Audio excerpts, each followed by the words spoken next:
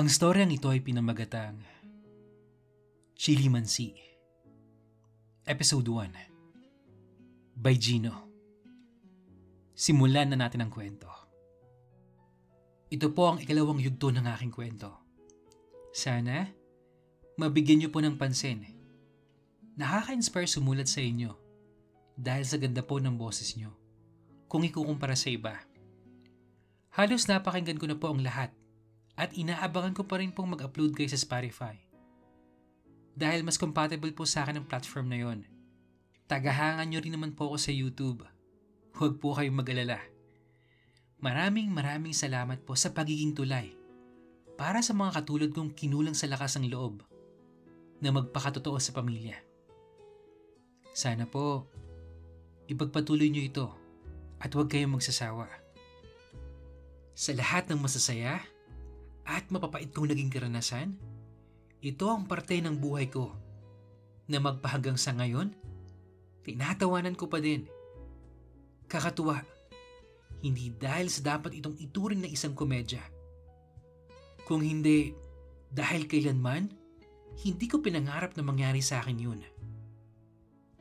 Sino ba naman kasi ang gustong maipit sa isang sitwasyon na hindi mo naman ginusto o hindi pinalam sa'yo sa simula pa lang?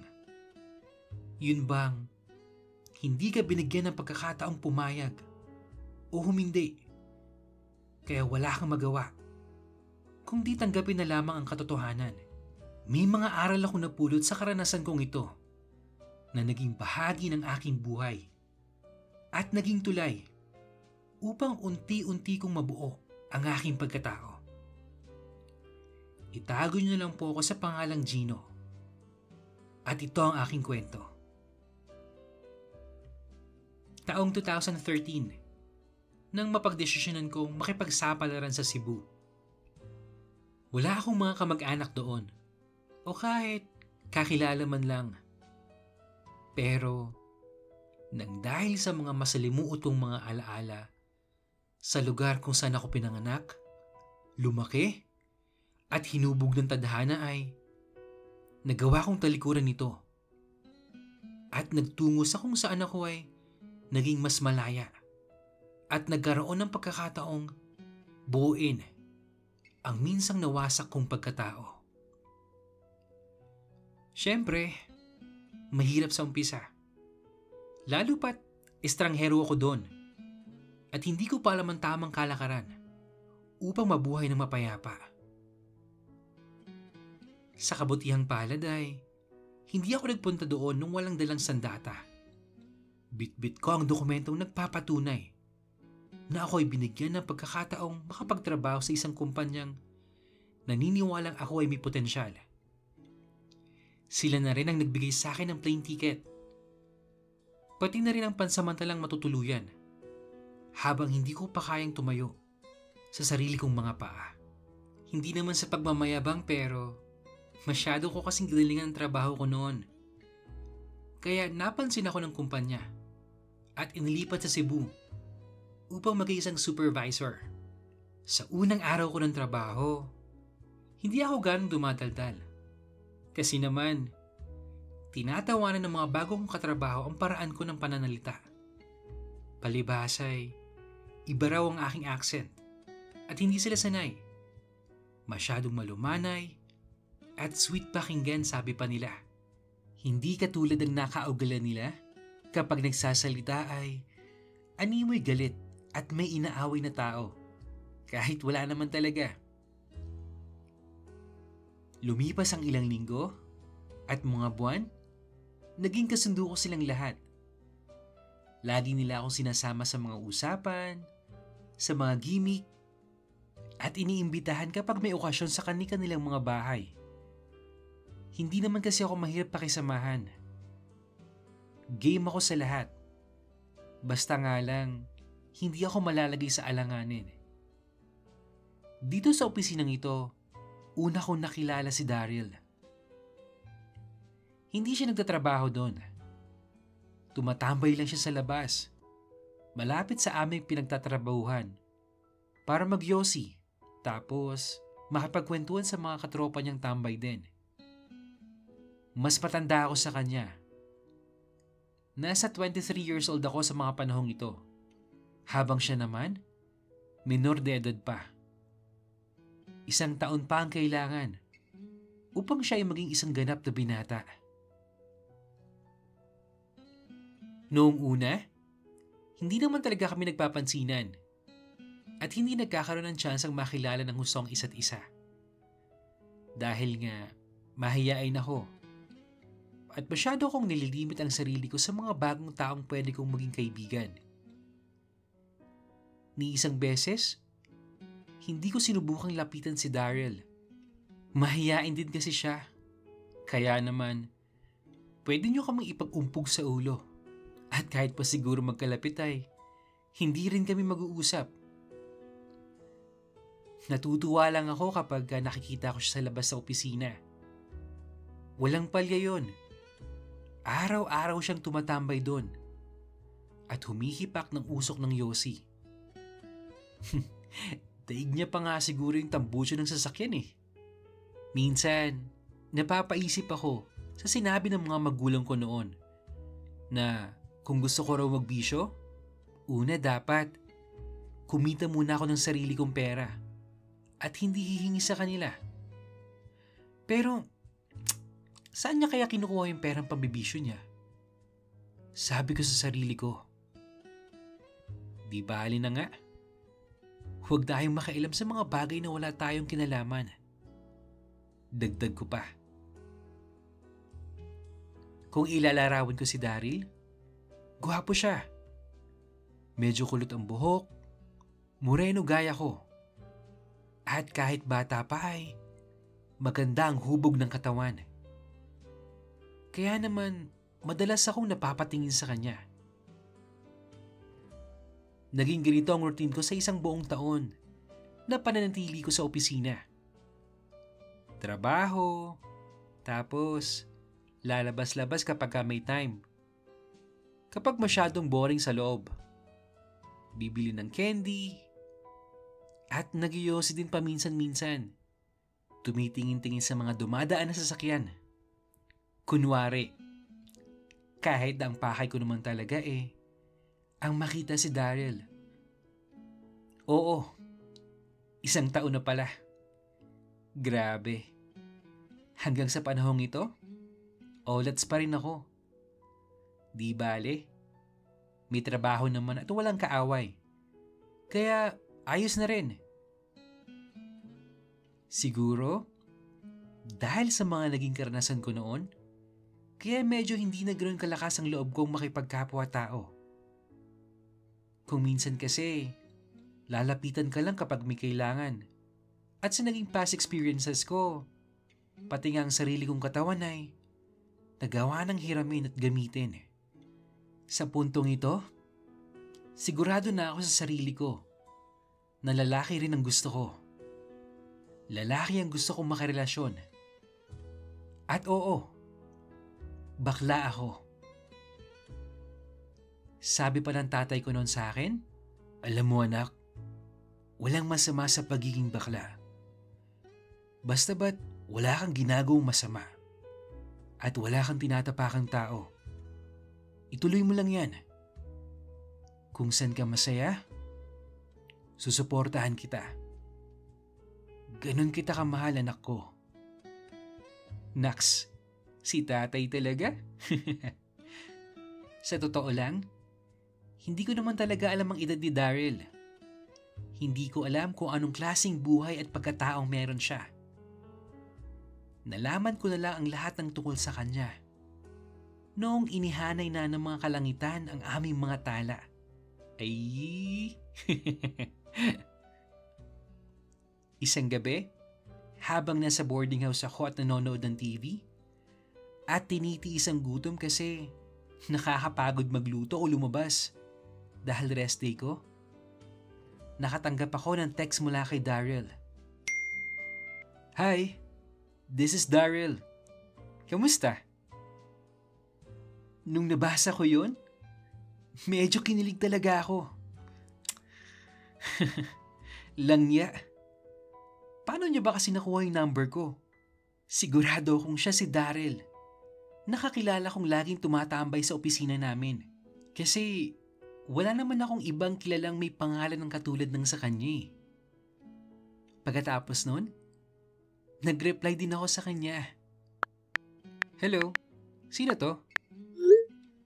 Kunwari kong reply sa kanya. Para naman hindi halatang excited ako. Sus, kunwari ka pa eh. Lagi ka kayang nakatitig sa akin. Reply naman sa akin ni Daryl noon. Ha? Okay. Bakit? Ano bang kailangan mo? Wala naman. Hindi kasi kita nakitang lumabas eh. Baka lang kasi gutom ka. Kasi ako rin, nagugutom eh. Libre mo ako ng pansit canton, baby. Kaya naman pala eh.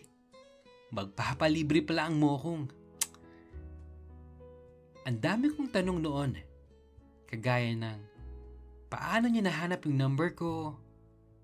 Paano niya napansing lagi ako nakatitig sa kanya? Tsaka, bakit alam niyang gutom ako? Tapos, bakit may baby?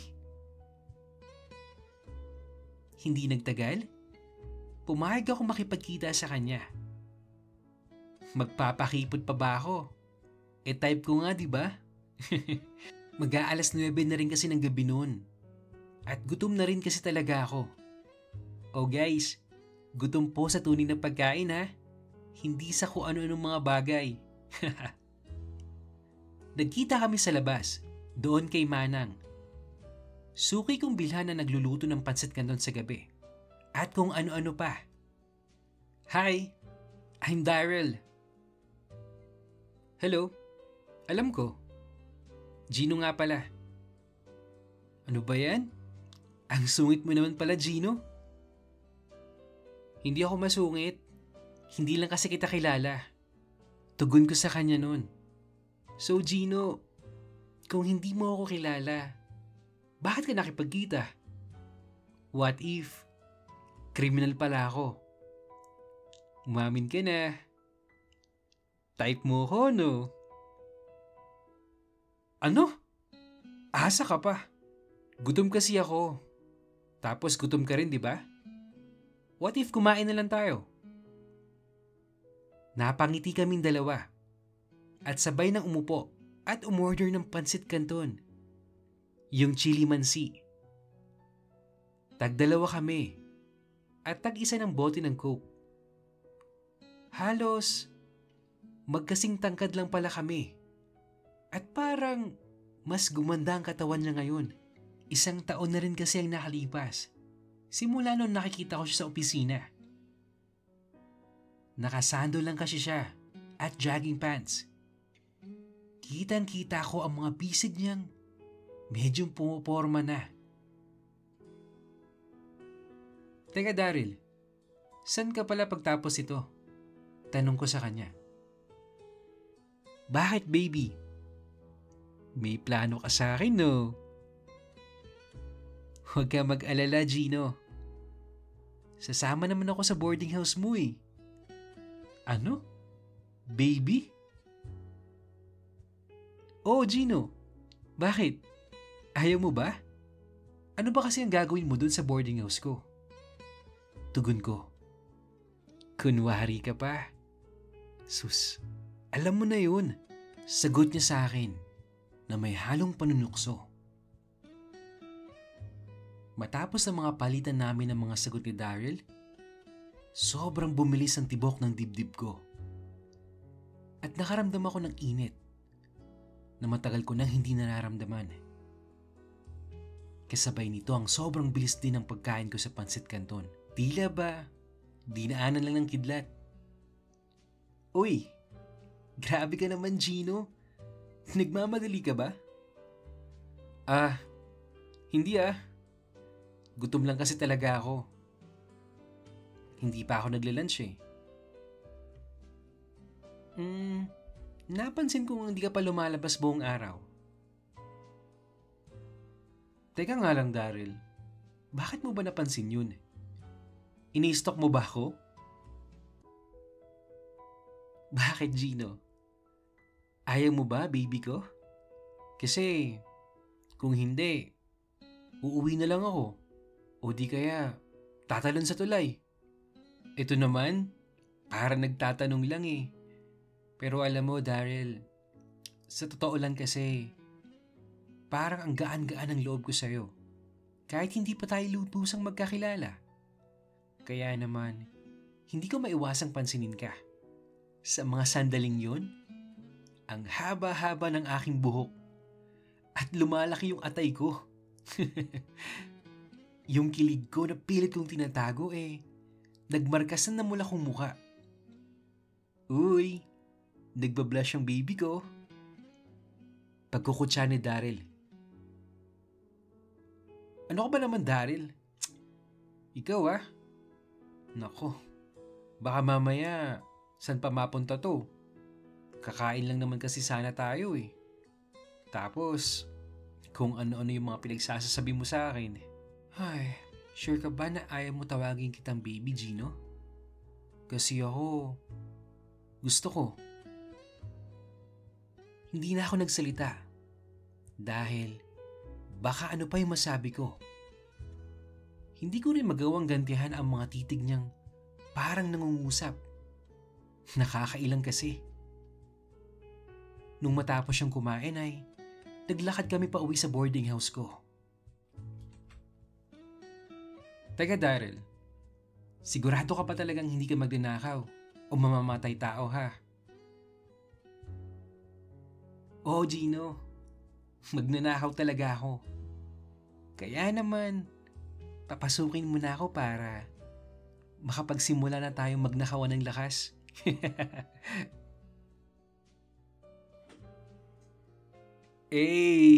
Bakit naman may nakawan ng lakas magaganap Gino? Alam mo, grabe ka, Gino. Kasi kinikilig din ako at natutuwa habang binabasa ko yung story mo. Kaya guys, abangan nyo kung meron talagang mangyayaring nakawan ng lakas sa boarding house ni Gino. Sorry guys kung ngayon lang ako nakapag-upload ulit. Sobrang lakas kasi ng ulan dito sa amin for the past 2 weeks. At sana lahat kayo ay maayos pagkatapos ng bagyong Karina, Sabi nga sa kanta ng South Border, there's always a rainbow after the rain. Huy! Naisingit ko pa talaga yun. And I just want to give a shout out dun sa mga OG na nakasubscribe sa atin mula pa dun sa old channel natin. Sina CJ Dohilio, Mario Manuel, Celtics, Promises Lie, Sergio Moreno, John Paul Libara, Felix Alvin, and many more. I couldn't recall the other names kasi sila yung madalas na nakikita ko nagko-comment dun sa mga stories natin. At syempre, hello din po sa mga new subscribers natin at sa mga silent listeners natin. Hello sa'yo, Albert Orian from Thailand. Yes. At syempre, hello din sa mga LGBT allies natin. Yan. Sina Christine, Jane Trinidad, and Christine Joy Chavez. Alam nyo guys, nakakatuwa lang kasi kahit mga babae nakikinig na rin sa mga stories natin. At isa lang tong patunay na ang bansang Pilipinas ay unti-unti nang nagiging bukas para sa ating mga parte ng LGBTQIA+ community. Guys, abangan nyo pa yung mas kapanapanabik at nakakakilig na story ni Gino na Chilimansi. At sa mga hindi pa po nakakapakinig ng Chapter 1 ng story ni Gino, ang title nun, Tweety Bird, sobrang ganda din nun guys, kaya pakinggan nyo na. At sa mga hindi pa po nakapag-subscribe, mag-subscribe ka na, i-click ang like, mag-comment kung nagustuhan mo ang episode natin ngayon, at i-hit ang notification bell para updated ka sa mga news stories natin. Yun lang at maraming salamat po sa patuloy na pakikinig. Hanggang sa muli.